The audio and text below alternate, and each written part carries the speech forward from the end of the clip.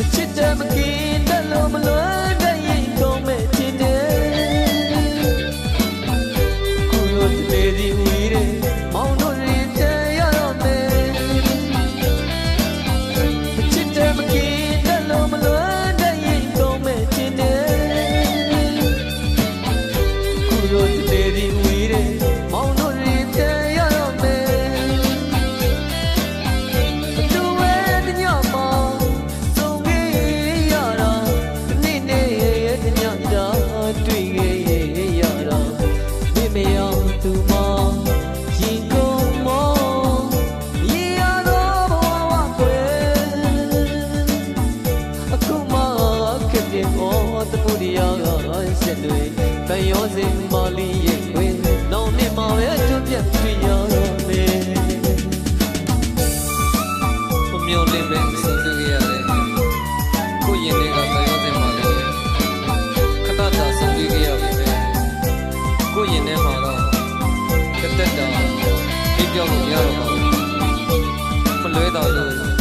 ခွေးခေါ်ခဲ့ရတယ်ကိုရင်ထဲမှာတော့မတရားလေးတစ်ခုကြံခဲ့ရပြီပေါ့အဲ့ဒါကတော့တန်ရောစင်ပါလေးရဲ့ထာဝရတတိယနေပဲဆိုရင်စကားလေးတစ်ခုမှပဲဘလောက်ပဲဝေးဝေးဘယ်နေရာတွေပဲရောက်နေပါစေ